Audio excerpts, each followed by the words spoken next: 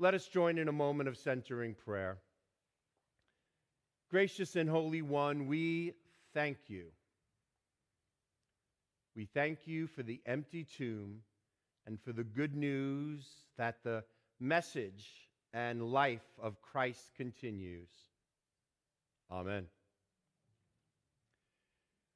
Being.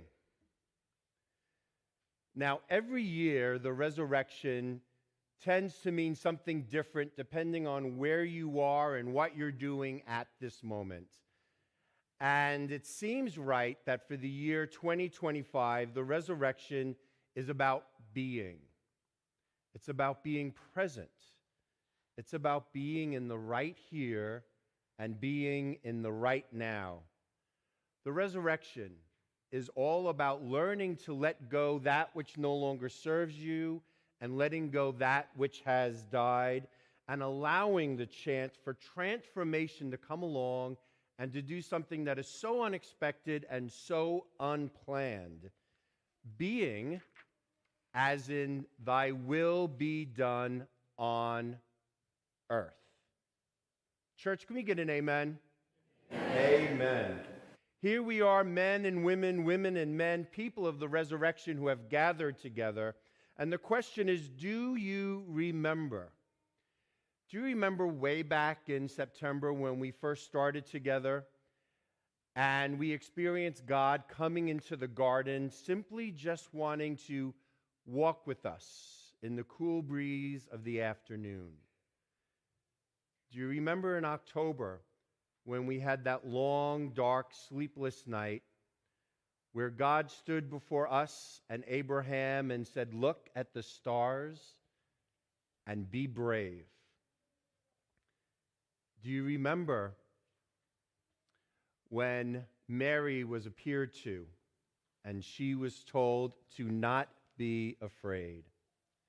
And do you remember in December when we welcomed Jesus and he was born fully embodied to live a full life of enjoying things like food and drink and friends and walking and even weeping?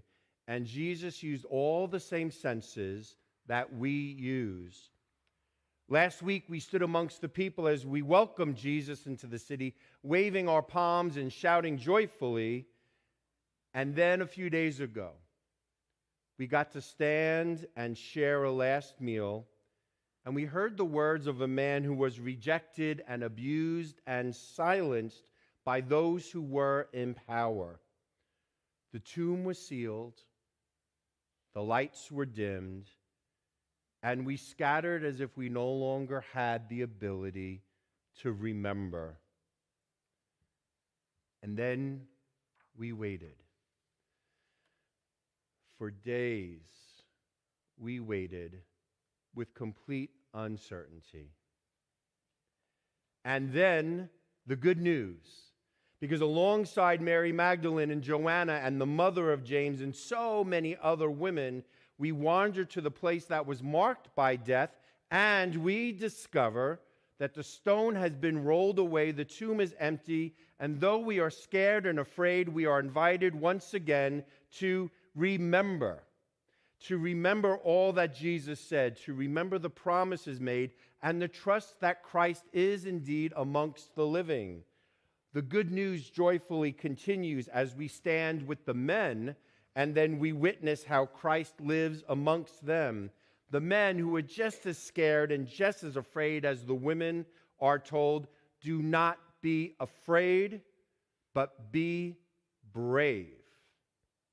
Their minds are opened, they remember the scriptures, and they remember. This glorious Easter morning, we too are invited to stand with the women. We get to stand with the men, and we too get to remember. We remember the ways of heaven here on earth that Jesus taught us about. We remember the teachings of the Father who was able to welcome the long-lost son as well as the son who was jealous and angry. We get to remember that amazing woman who was able to anoint and bless Jesus while everyone else thought it was their place to judge. we remember how Jesus fully embodied within his flesh and his bones and his lungs and his breath what it meant to be human, and he embodied what it meant to live as if heaven is here on earth. Jesus showed all we have to do to make God's will be done here on earth now. And it's so simple. How do we make heaven here on earth? Love God with all of your being, and love your neighbors and those who are around you as if you yourself wanted to be loved. It is that simple. The one who God resurrected is the one who came into the world innocent and vulnerable, who was light and revelation and a catalyst for eternal transformation. The wonder and joy of Easter is knowing that heaven does not have to be yearned for, but that heaven can actually be here on earth as long as we live and as long as we breathe and as long as we stand by God and one together. Being. Resurrection is about being present in the here, being present in the now. Resurrection is about letting go of that which no longer works and that which is dead. And resurrection is allowing transformation to come along and offering new life in the most unexpected and beautiful of ways. Being, as in thy will be done on earth. And for that, let us say,